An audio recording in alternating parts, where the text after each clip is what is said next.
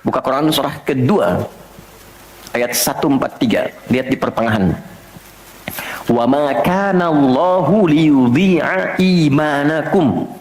Jika ada hamba siapapun menunaikan salat, aku nggak akan sia-siakan salat yang dilakukan dengan imannya itu.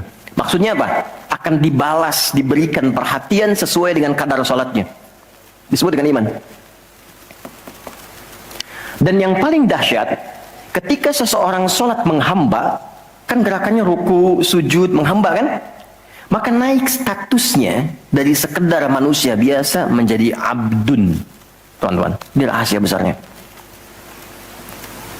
Perintahnya, fa'budni, yang kita baca, iyyaka na'budu, asal katanya dari kata abada, orangnya abdun, jamannya ibad.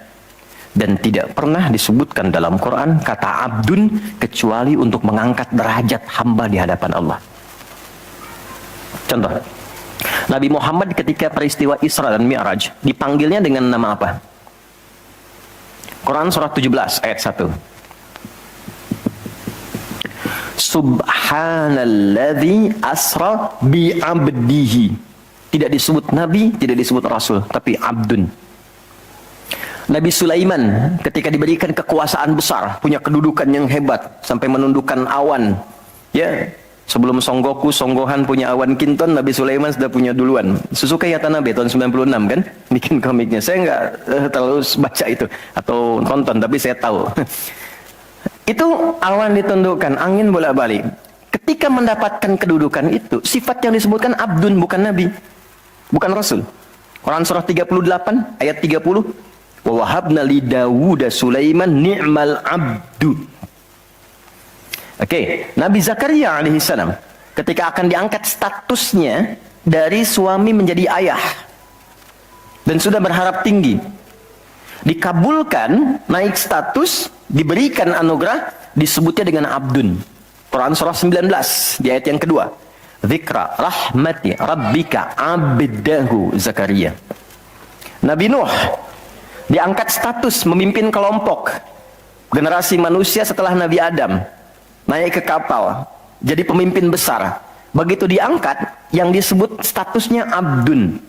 Quran surah 17 ayat 3. Innahu kana abdan syakura. Kenapa disebutkan abdun? Abdun itu sifat penghambaan. Semakin tinggi ibadahnya, semakin tinggi pendekatannya ke Allah, semakin diangkat. Jadi dengan Allah itu, karena Allah Khalik, kita makhluk. Laisa kamitslihi syai', enggak sama sifatnya. Jadi kalau ke Allah itu jangan terlalu ngangkat. Kalau tinggi direndahkan, kalau rendah ditinggikan. Karena itu kenapa saat sholat kita merendah supaya ditinggikan. Itu poinnya. Jelas ya? Itulah sebabnya kenapa Nabi dijamin surga, turun surah Al-Kautsar itu satu-satunya Nabi yang sebelum wafat turun surganya. Rasulullah dengan turunnya surah Al-Kautsar. Kenapa? Salah satunya karena ibadahnya. Coba lihat kesaksian Sayyidah Aisyah itu di Al-Bukhari nomor hadis 1147. Kedatangan tabi'in namanya Abu Salamah bin Abdurrahman, tanya bagaimana sholat malamnya Nabi. Kata Sayyidah Aisyah, jangan ditanya panjang dan khusyuknya, panjang dan bagusnya. Beliau memang sholatnya 4 rakaat di awal, tapi jangan tanya panjang dan bagusnya. Beberapa sahabat dulu pernah pengen tahu, penasaran. Diikuti sholat di belakang Nabi, ternyata rakaat pertamanya dikira Al-Baqarah 100 ayat akan ruku, ternyata disambungkan ke 286 ayat sampai selesai.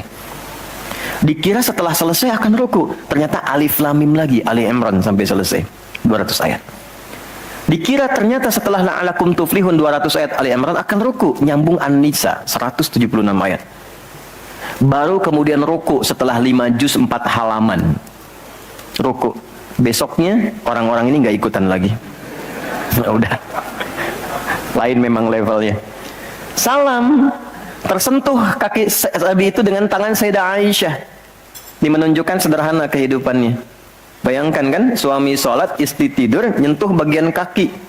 Kira-kira tidurnya alasnya di mana tuh? Nabi besar loh, ahli surga, hebat, pemimpin besar, kehidupan demikian. Tapi kalau sedang beramal kaya, sodakoh kaya, sholat kaya, kakinya bengkak. Kata Sayyidah Aisyah, kenapa begini ya Rasulullah? Alam takun madmunah, alam takun ma'sumah. Engkau kan dijamin surga, surahnya sudah turun. Engkau dijaga dari kesalahan, maksum. Jawabannya ringan sekali. Afala akunu abdan syakura, abdun. Apa enggak boleh aku menjadi hamba yang bersyukur? Ternyata syukur itu kalau dulu para nabi itu pakai ibadah. Jadi kalau dapat nikmat nih teman-teman, ini rahasia hari ini ya. Di antara kita saja ya. Karena saya nggak bagi di yang lain ya, cuma di sini nih. Ya. Para nabi itu, kalau mereka dapat nikmat apapun, itu yang dilakukan syukur. Dan syukurnya lewat ibadah. Contoh, biasa kan suka hadir ulang tahun ya. Masuk ulang tahun kesekian. Nabi tiba-tiba hari Senin puasa. Ditanya oleh sahabat, ya Rasulullah kenapa puasa?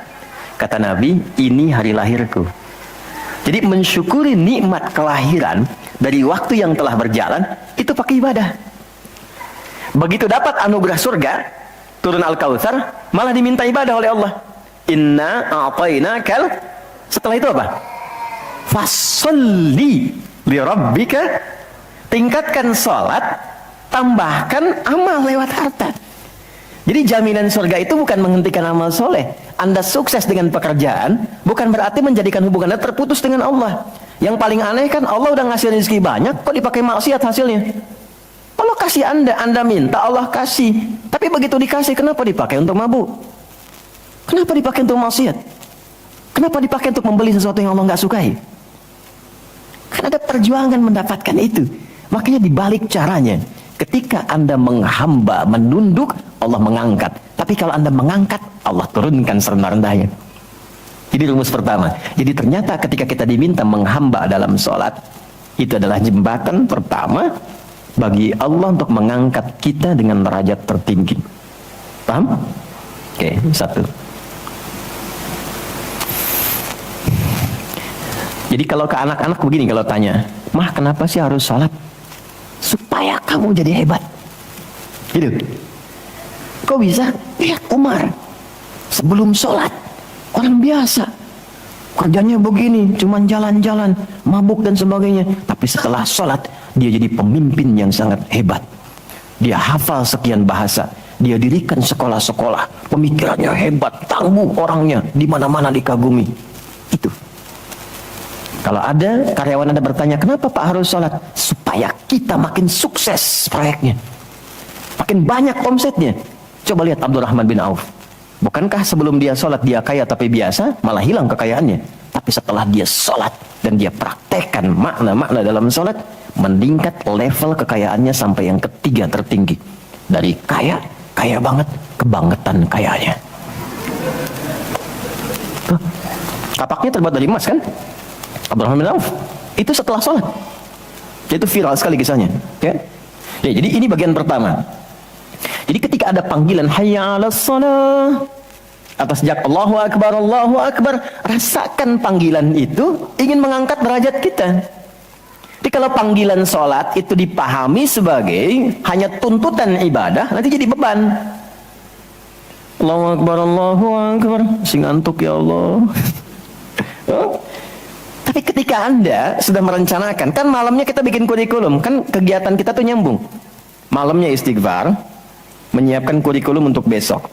Istighfar itu mengoreksi yang belum bagus apa hari sebelumnya. Katanya pengen ke surga, surganya Firdaus, tapi salatnya masih bolong-bolong.